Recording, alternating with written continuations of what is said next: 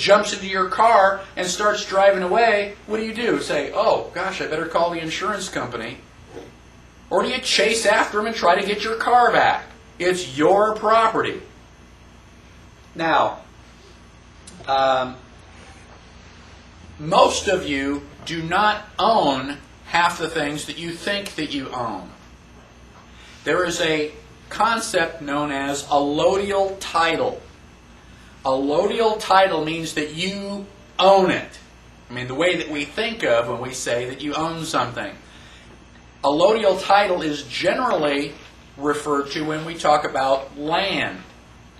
If you own the land in allodial title, then you genuinely own the land. How many people went to a real estate agent when they bought their house? Okay, when you go to a real estate agent, are you buying property or real estate? There is a difference. When you buy real estate, you purchase everything from the ground up. You own the house, you own the trees, but you do not own the earth that it sits on. Can you go out in your backyard and drill for oil? No. Why? Because there's an ordinance against it? If it's your property, can you do whatever you want with your property? And if I can't drill for oil in my backyard, then apparently I don't own the property. Do you pay property taxes? Why? Who are you paying property taxes to? If it's yours, why would you have to give somebody else money? And the truth of the matter is that you do not own the land. You own the house on top of the land, but you are renting the actual land. And unless you have a allodial title to the land, it is not yours. Now, we will talk about allodial title when we get to the history of the United States. When we broke off with England, people in the American continent here, the people in the United States, were the first people allowed to own land in allodial title. Prior to that, everything was owned by the king. Now, there are 50 states in the United States. Only one currently still allows you to own land in allodial title. And you are all very, very lucky because that state is Texas. However, most people in Texas still do not own their land in allodial title. Learning how to own your land in allodial title is another class that I haven't written yet. Now, let's talk about property. I want to really have you understand it. Let us presume that I own my land in allodial title, the way that we think of when we own something.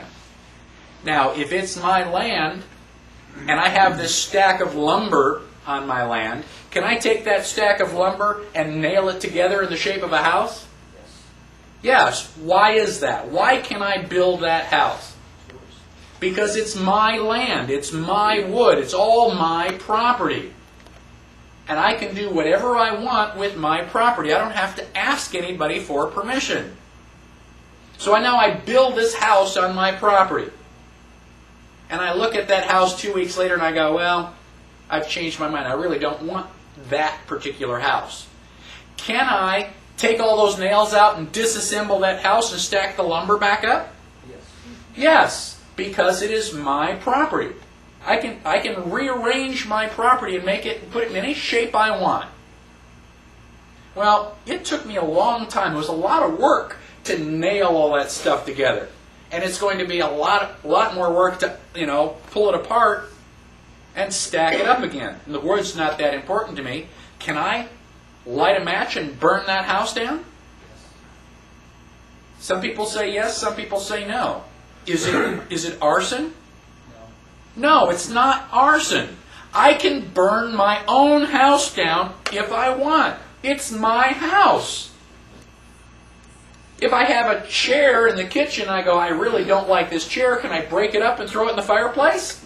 Yes. I can burn the chair because it's my property. Why can't I build a house? Burn the house. It's just a bigger chunk of property.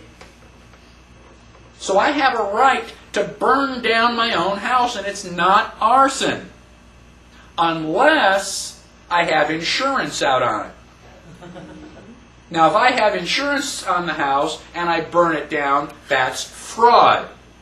I'm going to be thrown in jail not for burning the house down, but for lying to the insurance company and trying to get their money if I try to collect.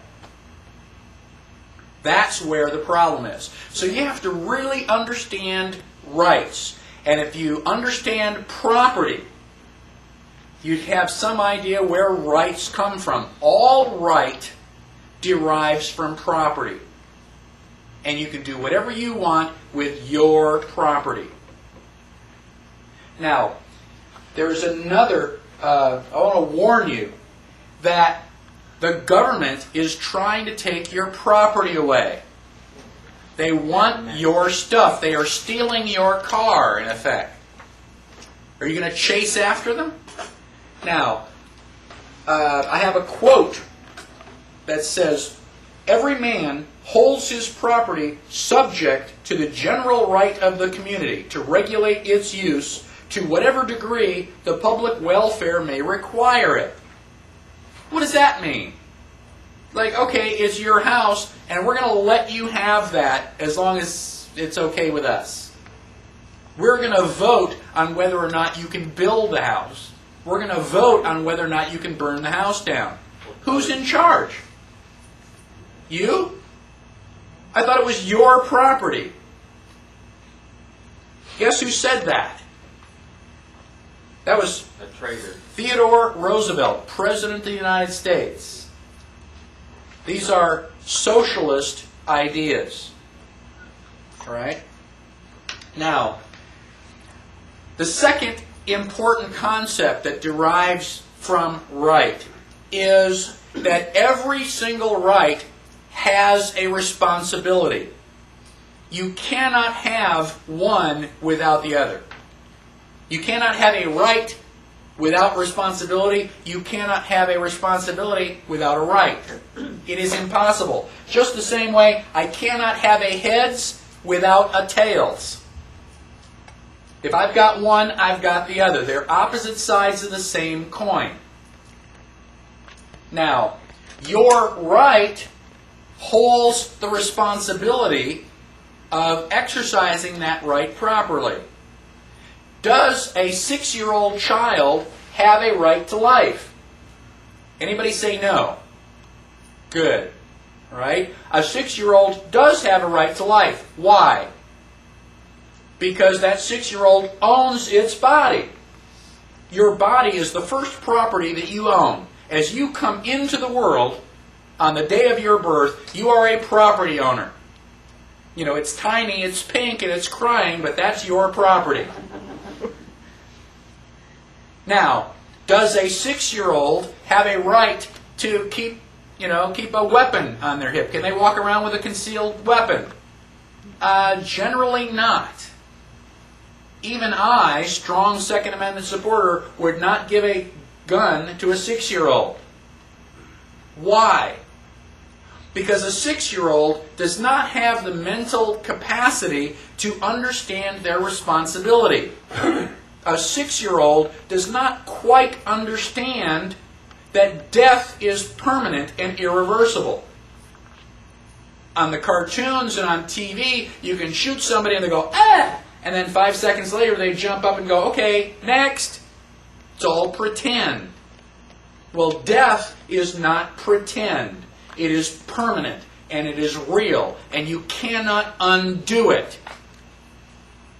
So if you are walking around with a gun and you are capable of taking someone else's life, you better not make a mistake. A 6-year-old is not smart enough to make those decisions. So we deny the 6-year-old the right to exercise carrying a gun and exercising the Second Amendment. It is not because that child is not an American.